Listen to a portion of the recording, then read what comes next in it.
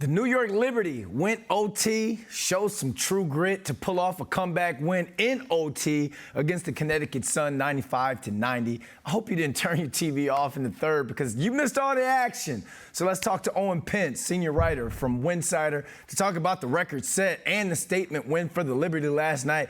Owen, I see the smile. Thanks for joining us. We've had some big games throughout the WNBA this season, but this one might just have taken the cake. The Liberty down 20 in the third to manage to pull off a 5-point overtime win. How did they manage to pull off that comeback? This might have been the wackiest game of the season. I mean, I almost turned it off myself. I think it was three things. I think it starts for me with Jonquel Jones. She's been the catalyst for this team in the second half. They've really played well when she establishes her presence in the interior. And we saw that last night. In the first half, she was a little bit passive, out of the rhythm of the offense. In the second half, completely dominant inside, rebounding the basketball, scoring in the restricted area, 21 points, 14 rebounds. So Jonquel was huge for them in coming back. I think the second thing was rebounding. Coach Sandy Brondello talked about this after the game. They stressed rebounding. Courtney Vandersloot in the huddle telling everyone, we got to rebound the ball. And you saw with just a few seconds left, it's Breanna Stewart who puts back, a miss and ties the game up or brings it within two to set up, the crazy ending with Sabrina Ionescu at the free throw line. And the third thing I think is just a little bit of luck and regression to the mean, right? They were missing a lot of three-pointers that they usually make over the course of the first three quarters. In that fourth quarter, they started to hit some shots. Sabrina hits one, Stewie hits one, and you need a little bit of luck like that. You need a team on the other side to make a few mistakes if you want to complete a 20-point comeback as they did. Yeah, you mentioned Jonquel Jones. She said after the game, we're a team that if we stay together, we can accomplish anything. And they showed that with that grit performance last night. And speaking of accomplishments, both the Liberty's Breanna Stewart and the Suns' Alyssa Thomas rewrote history books last night. And that's just a week after Aces star Asia Wilson tied the single-game scoring record. Break down these milestones, and where does this put both of these players in terms of Stewie and Thomas in terms of the MVP race now?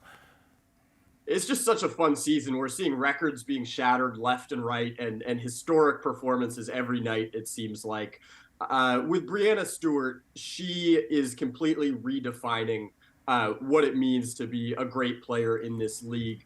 Just an unstoppable scorer at every level. And I think what might get lost, we know she can knock down threes from anywhere. It's the mid-range, it's the two-pointers to me that really stand out, something that has kind of almost become forgotten in modern basketball. Stewie brings that back. She dominates the mid-range, hitting mid-range jumpers at all points of the game. And we're seeing her take this New York Liberty team to levels that it may have never reached, depending on how far they make it in the playoffs. Alyssa Thomas is a completely different brand of basketball because she really doesn't shoot outside of 12, 14 feet. It is all downhill. She is a freight train running to the basket. And we see her play the four and defend other teams' power forwards and centers. Meanwhile, on offense, she runs the point. So what she is doing from a perspective of distributing the basketball, rebounding the basketball, playing dominant defense, I think these two players are squarely in the MVP conversation. Personally, I have Asia Wilson first. I'd probably put Alyssa Thomas second and Breanna Stewart third. But really, any way you order them is entirely justifiable. Just three historic seasons that we're witnessing right now. Yeah, it's going to come down, I believe, to the final game. I mean, this MVP race is going to be so tight. And Stewie showing why she has a mural back in her home city of Syracuse. The girl, she's a baller, man. And you mentioned that you said she's brought them to levels, or she could bring them to levels that they've never reached. Let's go and let's look ahead a little bit, because I go back and forth between the Liberty and the Aces on who's my favorite to win the title this season. So barring injury, have the New York Liberty and Stewie shown that they are favorites to win the chip? This is a tough one. I go back and forth on it, too. First half of the season before the All-Star break, it was the Aces, hands down. I think we entered the season thinking it was going to be a bit of a toss-up, looking at the rosters. Both rosters absolutely stacked, really no holes. And then we saw Las Vegas pick up where it left off. From winning the championship last year, they had the same core intact. So they were able to hit the ground running this season and just dominate from the jump in a way that the Liberty couldn't do because they were incorporating new pieces and had to, leave some time to gel. And I think since the All-Star break, Jonquel Jones is healthier. Benijah Laney has been way more involved in the flow of the offense, and we're seeing what this Liberty team is capable of. And now it does feel like a toss-up, but if you're going to ask me to put my hat, on one side, I still am going to lean Aces here. Ooh. I hate to do it to you. Look, I think New York, has a 48% chance. Let's put it right there. It is so close.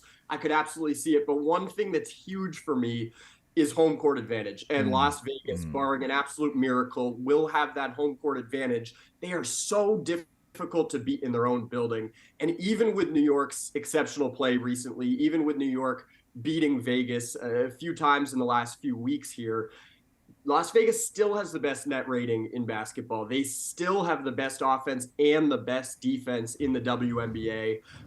If they get Candace Parker back, I think they are definitely the favorite. If Candace Parker is out, I think it really could go either way. But because Las Vegas has home court advantage, I'm just leaning ever so slightly in their direction. Either way, we've been spoiled all season, and we're in for a treat for the playoffs as soon as we get there. Hey, Owen Pence, we got to have you back on sometime soon. Thanks for joining us. I can't wait. Thank you so much for having me.